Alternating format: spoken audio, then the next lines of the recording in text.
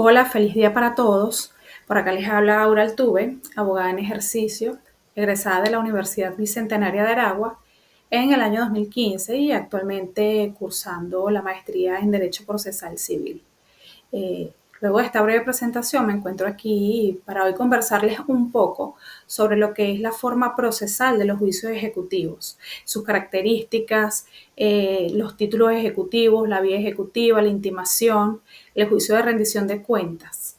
Y bueno, podemos decir que dentro del derecho procesal civil en Venezuela, los juicios ejecutivos están fundamentados en la necesidad de proporcionar a los acreedores un mecanismo procesal ágil, efectivo, para reclamar el cumplimiento de obligaciones respaldadas por títulos que por su naturaleza pues presumen la existencia de una deuda clara, exigible y líquida. Este tipo de procedimiento se caracteriza por su celeridad y simplicidad, permitiéndole al acreedor obtener de forma rápida una sentencia que ordene la ejecución forzosa en caso de incumplimiento por parte del deudor. Es importante, por supuesto, citar que el Código de Procedimiento Civil venezolano regula los juicios ejecutivos en los artículos 640 al 652, estableciendo claramente los requisitos y el procedimiento a seguir. Para iniciar un juicio ejecutivo es sumamente necesario que el acreedor presente un título con fuerza ejecutiva, como una sentencia firme, puede ser un documento público o un documento privado reconocido, que lógicamente demuestre de manera indubitable la existencia de una obligación. Una vez admitida la demanda ejecutiva, el juez puede dictar medidas cautelares inmediatas como el embargo de bienes del deudor para asegurar el cumplimiento de la obligación reclamada. Este procedimiento especial busca equilibrar la necesidad de protección del acreedor respecto al derecho a la defensa del deudor, permitiéndole a este último oponerse al juicio ejecutivo si presenta razones fundadas dentro de los lapsos establecidos por la ley. En caso de oposición, el proceso puede transformarse en un juicio ordinario para dirimir todas aquellas controversias que se planteen. En resumidas cuentas, pues los juicios ejecutivos en el Código de Procedimiento Civil de Venezuela están diseñados para ofrecer una vía procesal expedita que facilite la ejecución de obligaciones claras y exigibles, garantizando así el respeto al debido proceso y el derecho a la defensa de las partes involucradas. De una manera más específica, podemos decir que las fases del juicio ejecutivo se van dando de la siguiente manera. Lógicamente, lo principal es la interposición de la demanda y la admisión de la misma. El juicio ejecutivo se inicia con la interposición de la demanda ante el tribunal competente, acompañado del título ejecutivo, pagaré, letra de cambio, etcétera. Aquí el juez revisa la demanda y si cumple con todos los requisitos que están establecidos en la ley, pues la admite. Por otro lado, el auto de ejecución y embargo preventivo, ya que una vez admitida la demanda, el juez dicta un auto de ejecución ordenando el pago inmediato de la obligación. O, simultáneamente, puede decretarse un embargo preventivo sobre bienes del demandado para garantizar la ejecución del crédito. Otro punto es el emplazamiento del demandado. Aquí se notifica al demandado, quien va a disponer de 5 días para oponerse mediante la oposición a la ejecución si tiene razones válidas para impugnar la deuda, como por ejemplo el pago ya efectuado, la prescripción, falta de requisitos del título. Y la decisión sobre la oposición, o si el demandado presenta oposición y el tribunal la analiza y decide si la ejecución procede o no. Si la oposición es rechazada, continúa la ejecución forzosa. En el caso de la ejecución forzosa, si el deudor no paga ni logra suspender la ejecución, se procede al remate de los bienes embargados para poder satisfacer la deuda. Y por último y menos importante, la finalización del proceso. Si se logra el pago de la ejecución de los bienes y este cubre la deuda, el tribunal dicta una conclusión del proceso. El juicio ejecutivo en Venezuela posee unas características que son de suma relevancia. Es un procedimiento rápido y sumario, también requiere un título ejecutivo válido. El deudor no solo puede oponerse en casos específicos. Aquí no hay etapas de prueba, salvo en caso de oposición fundada. Puede terminar en una ejecución forzosa mediante el remate de los bienes.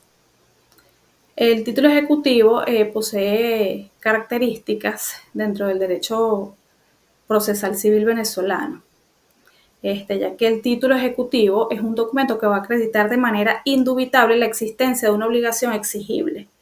Esto es importante para los juicios ejecutivos, permitiéndole al acreedor iniciar un juicio ejecutivo sin la necesidad de la declaración previa sobre la existencia de la deuda. Es de suma importancia, ya que va a permitir acceder directamente al procedimiento de ejecución forzosa, evitando el juicio ordinario, y también resguarda la seguridad jurídica y la celeridad procesal en la cobranza de deudas, y también va a reducir la carga de la prueba del acreedor, ya que el título en sí mismo es prueba suficiente de la obligación. En líneas generales, el título ejecutivo es un requisito fundamental, esencial para interponer un juicio ejecutivo en Venezuela, ya que este va a garantizar un procedimiento ágil y efectivo para la recuperación de los créditos. Posee también unas características como son la certeza, y esto no quiere decir que el documento debe contener una obligación clara, expresa y determinada en cuanto a la existencia y el monto. La ejecutividad. Aquí se permite la exigencia inmediata del pago sin necesidad de una nueva declaración judicial. La legalidad también es de suma importancia, ya que aquí implica el cumplimiento de los requisitos que están establecidos en la ley para que pueda tener carácter ejecutivo.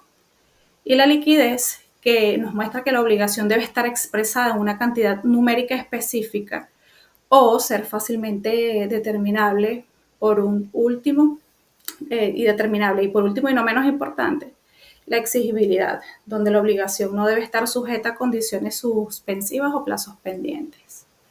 Otro punto también de fundamental importancia es la vía ejecutiva y la intimación al juicio ejecutivo de Venezuela. Entonces, de la vía ejecutiva podemos decir que se concentra en un procedimiento que se inicia cuando el acreedor presenta una demanda basada en un título ejecutivo válido.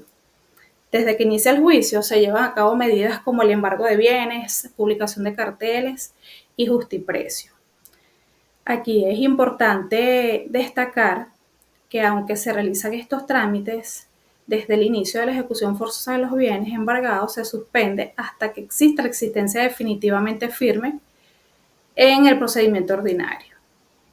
La vía ejecutiva también tiene unas características precisas, y una de ellas es que se basa en un título ejecutivo. Esto quiere decir que no se requiere probar la existencia de la obligación, ya que el título por sí mismo es una prueba suficiente. Es de carácter rápido y sumario, y ya que se eliminan los trámites innecesarios, y esto permite acelerar el cobro de la deuda. También puede incluir medidas cautelares como el embargo preventivo de bienes del deudor.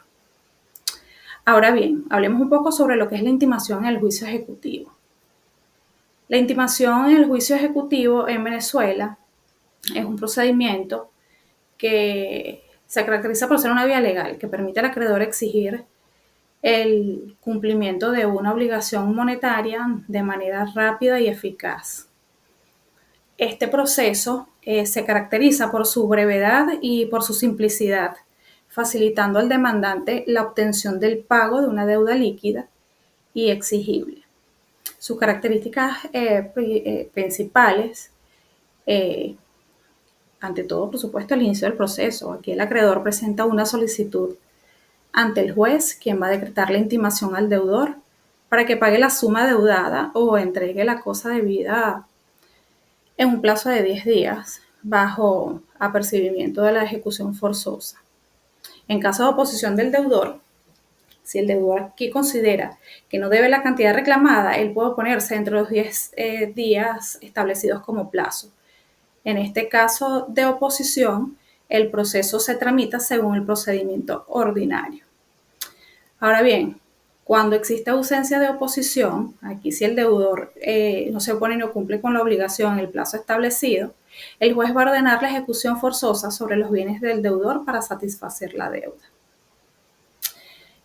La intimación posee diversas fases. La primera es el auto de intimación y ejecución. Una vez admitida la demanda ejecutiva, el juez va a dictar un auto en el que intima al deudor a pagar la cantidad reclamada. O en el mismo auto puede ordenar el embargo preventivo de bienes del demandado como garantía de pago.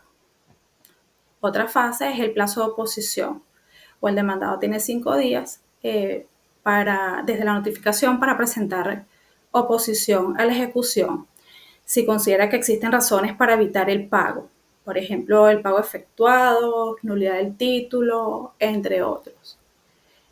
Bueno, en el caso de la intimación, se puede decir que en el caso dado que el demandado pague, se extingue la deuda y finaliza el proceso. Pero si el demandado no paga ni se opone, se ordena la ejecución forzosa, que puede incluir el remate de bienes embargados. O si presenta oposición, se va a abrir una fase incidental para resolver la oposición, y si se rechaza, se continúa con la ejecución. La intimación es un paso esencial dentro de la vía ejecutiva, ya que le da al deudor la oportunidad de cumplir de manera voluntaria o defenderse si tiene motivos válidos. En el caso de incumplimiento, el procedimiento avanza hacia la ejecución forzosa, y de esa manera se va a garantizar el cobro o la efectividad de la deuda. Otro punto también importante dentro de todo este esquema que estamos planteando es el juicio de rendición de cuentas en nuestro país. El juicio de rendición de cuentas es un procedimiento especial que nos va a permitir exigir que la otra parte presente de manera detallada la gestión realizada sobre bienes o intereses ajenos. Este proceso se aplica comúnmente en relaciones donde una parte ha administrado recursos o asuntos en nombre de otra, como los casos de tutores, curadores, socios administradores, apoderados o, bueno, los encargados de intereses ajenos. El proceso se inicia con la presentación de una demanda que debe cumplir con todos los requisitos formales que están establecidos en el artículo 340 del Código de Procedimiento Civil venezolano. Además, es necesario acompañar un documento auténtico que demuestre la obligación del demandado de rendir cuentas. Ya una vez admitida la demanda, el juez ordena la intimación del demandado para que presente las cuentas en un plazo de 20 días siguientes a la intimación. El demandado tiene la opción de optar por presentar las cuentas cumpliendo con la obligación en el plazo establecido. También puede oponerse a la rendición de cuentas argumentando que, por ejemplo, ya ha rendido cuentas o que la obligación no existe. Esta oposición debe ser, por supuesto, escrita y fundamentada, y su presentación suspende el juicio de cuentas. Entonces, en este momento se procede según el trámite del procedimiento, según el procedimiento ordinario, lo que corresponde. La otra opción es no responder. Si el demandado no presenta las cuentas ni se opone, el proceso va a continuar y puede culminar con una sentencia que le obliga a rendir cuentas. Ya una vez presentadas todas las cuentas, el demandante tiene la oportunidad de examinarlas, y si lo considera necesario, también las puede objetar. En este caso, se va a abrir una fase probatoria para esclarecer las discrepancias y todas las dudas, tras la cual el juez dictará una sentencia. La competencia para conocer de este juicio se va a determinar según las reglas generales del Código de Procedimiento Civil venezolano. En particular, el artículo 45 establece que la demanda de rendición de cuentas de una tutela o administración se propondrá ante la autoridad judicial del lugar donde se hayan conferido dichas funciones. Este juicio de rendición de cuentas es importante y es fundamental, ya que va a permitir garantizar la transparencia y la responsabilidad en la gestión de bienes o intereses ajenos, proporcionando, por supuesto, un mecanismo legal para que todas las partes interesadas verifiquen la correcta administración de todos sus recursos. Por otro lado, podemos decir que el juicio de rendición de cuentas, si el demandado cumple y las cuentas son correctas, se declara aprobada la rendición. En el caso de que existan errores o fraudes, se va a ordenar la devolución de bienes o dinero y se pueden aplicar sanciones. Pero por otro lado, si el demandado se niega a rendir cuentas, el juez puede imponer medidas coercitivas como sanciones o presunción de mala administración. El juicio de rendición de cuentas es una garantía de transparencia y de control en la administración de bienes ajenos. Protege a los titulares de los bienes administrados y permite corregir irregularidades en la gestión.